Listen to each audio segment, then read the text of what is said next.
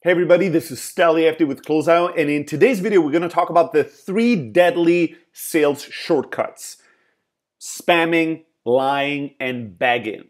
Okay, so why do we want to talk about shortcuts? Well, because too many times people in sales will struggle at some point or the other, will have dry periods within their pipeline, something isn't working, the quota is ending and you're not hitting your quota, and because they're under tremendous stress, and because they are very short-sighted oftentimes, as we all are as people, they look for shortcuts, for easy solutions, for hacks, for ways to get to the result faster, quicker, in a more direct route. And hence, they take shortcuts that in the long term are destroying their career, their pipeline, the businesses they're working in. So I want to highlight these 3 shortcuts, and then I want to give you a remedy to those on what to do instead.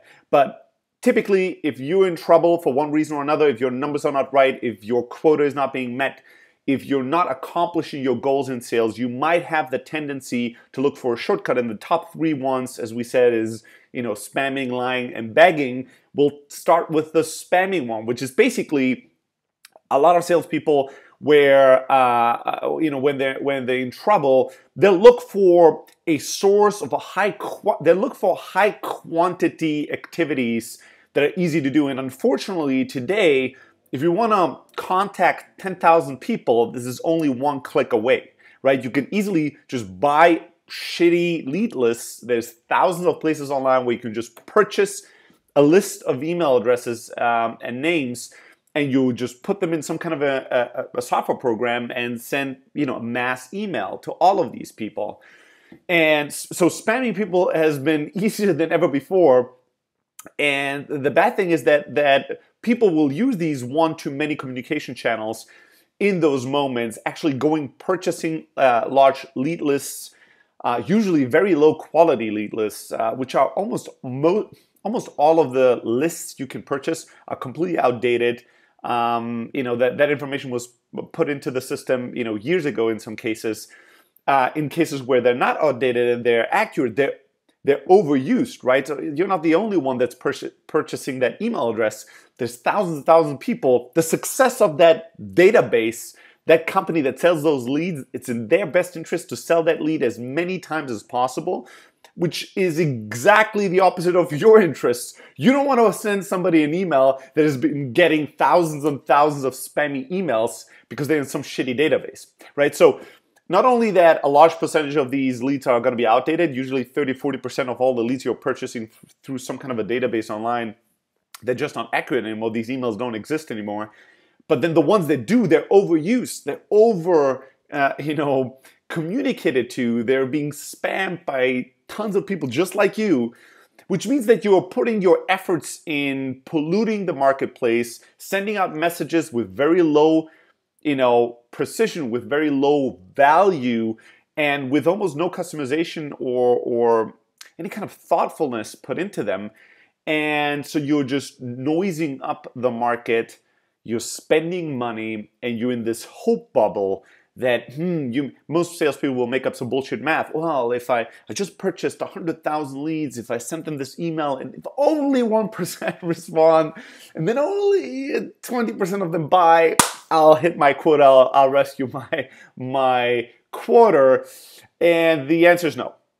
You're not. You're gonna get into some trouble. A, you're wasting time and energy. B, you're polluting the market with shitty messaging. C, you might get into real trouble. Your email server might get blacklisted. So from now on, congratulations. When you send an email to a prospect that really wants to hear from you, they're not getting it because it goes right to spam. Or even worse, if a provider like Google, for instance, is hosting your email, you might get blocked from your own email. You send a few thousand emails that are marked as spammy or they're repetitive, and then Google shuts down your email server. Congratulations, for the next week or two, you can do any email, right? So some prospect is want to close a deal or is negotiating with you, asking you a question, email.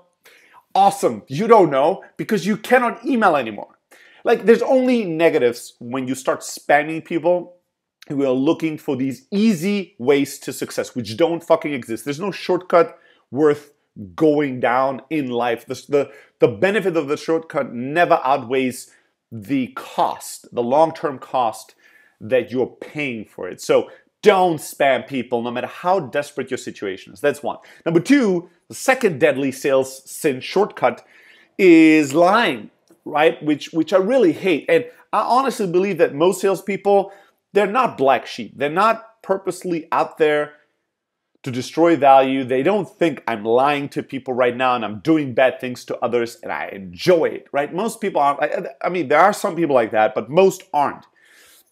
The problem are not the black sheep. The problem in sales are gray sheep.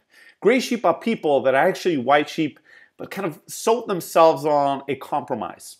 That are in such a desperate situation that they're making these tiny, tiny little compromises and they're selling themselves on a story of why it isn't that bad and actually it's not really lying. It's actually just, could work out with a little bit of luck, and they're making up these stories because they're desperate. And when they tell people these lies, they don't think of themselves as liars. They don't think of themselves as stealing from people, but that's exactly what you're doing when you're lying. And the most short way, or the most obvious way of salespeople lying is selling to unqualified leads and selling to unqualified leads. That's really it. And there's two ways to it, right? How do you qualify a lead? You ask two simple questions. Can we help them and can they help us, right? Are they right for us? Are we right for them? Is there a real mutual benefit and fit here in terms of solution and problem, in terms of service provider or product provider and customer?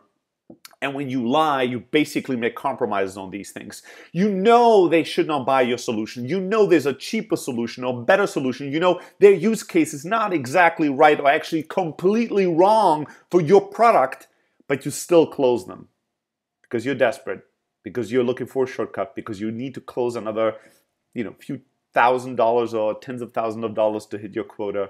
So you're closing one eye and you're going, well, they're really enthusiastic and they wanted to buy. I didn't force them. You tell yourself all that bullshit and you close a customer that will be unsuccessful, right? That's one way. Or the other way is that you realize that this customer is going to be trouble down the line, right? They're culturally not a fit. They have requirements and requests and demands. They're quite negative. Maybe they're just massive assholes and just bad human beings.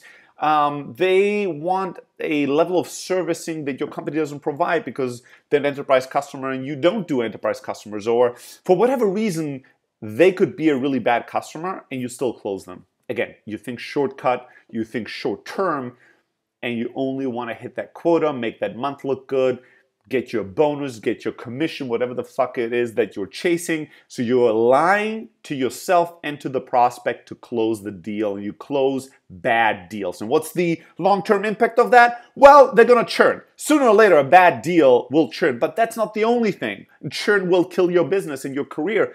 It's not the only thing. They're not going to quietly churn. They're going to need a lot more support. They're going to be complaining. They're going to be a bad reference. They're going to be telling everybody how shitty your solution was, that you didn't build these features you promised you would, or that you weren't the right solution and you didn't tell them. They're going to be on social media. They're going to be everywhere telling the world how bad their experience was with you. They're going to be canceling. They're going to be asking for refunds. They're going to be asking your support team for time. They're going to be pinging your CEO, asking him to get on a call or her to get on a call. They're going to be trouble, man, and they're going to be a massive pain in the ass. And if you have too many of these bad customers, they're going to ruin your career and your business. So don't lie to people. No matter how desperate you are, do not lie. Do not make compromises on your character. Do not make compromises on your integrity. Only close qualified deals. There's no other way around that. The last deadly shortcut that salespeople take is begging. This is the exact opposite of this, but I still fucking hate it. It's when you start giving people massive discounts, right? Or you give them things that are not in the best interest of your business and are not in the best interest of an equal partnership relationship.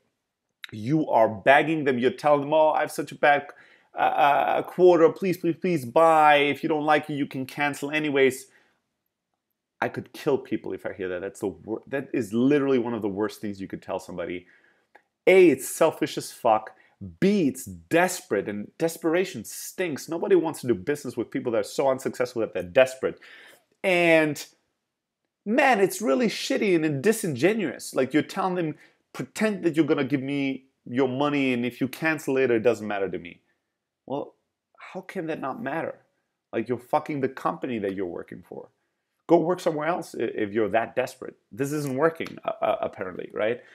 But there's a place and a time to negotiate around price, and maybe part of the business strategy that you have is to give discounts, but it needs to be part of a greater strategy. It can't just be desperation mode. You can't be giving people these massive discounts. You can't be giving people these, free accounts or whatever the hell it is that you're giving them, begging them to purchase your product because you're in a desperate mode. I guarantee you, again, it's going to lead to churn.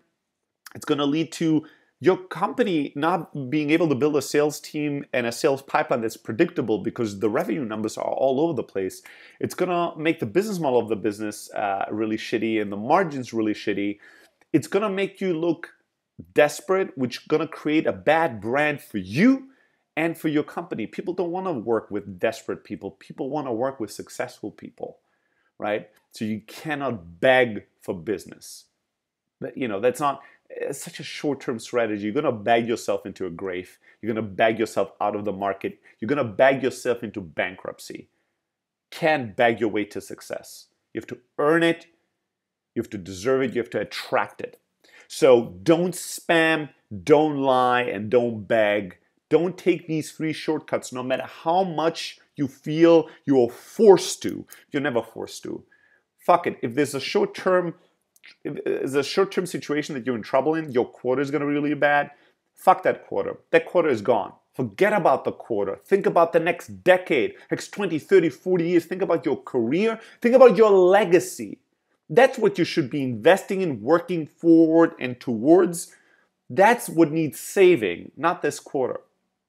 If you're in trouble, one of my favorite JFK quotes is never let a good crisis go to waste. If you're in trouble, if you're in a crisis, it's an opportunity for a turnaround. It's an opportunity to learn, to grow, to adjust. It's an opportunity to take risks, to be bold. It's an opportunity to take a step back and look, what did I do in the past that resulted in me being in trouble right now? And how can I change right now and use this as a forcing function to change so that I'm going to be in a great place in the future? Make the necessary, even if uncomfortable, or not even if, especially if uncomfortable, choices when you're in trouble to build a long-term career in sales. Every customer you're closing should be a customer for life. Everything you do, you should be comfortable with if it was recorded and put on live television for the world to see. You need to be building your career, building your business for the long term, not for the next 2 weeks or the next quarter. So no matter how much you feel like you need to take shortcuts, there's no good reason ever to take them. Please stop. If you see somebody else doing these 3 things, stop them from doing them and make sure that you build a sales career, a sales team, and a business that thinks and acts long term, because then you're going to be killing it. I want you to crush it today. Looking forward to hear your comments in the comment section. You can always get in touch with me directly at stelly@close.io. And make sure, if you haven't already, to go to blog.close.io and subscribe 2 to 3 times a week. Highly tactical and strategic advice around sales, startups, and entrepreneurships. That's it for me.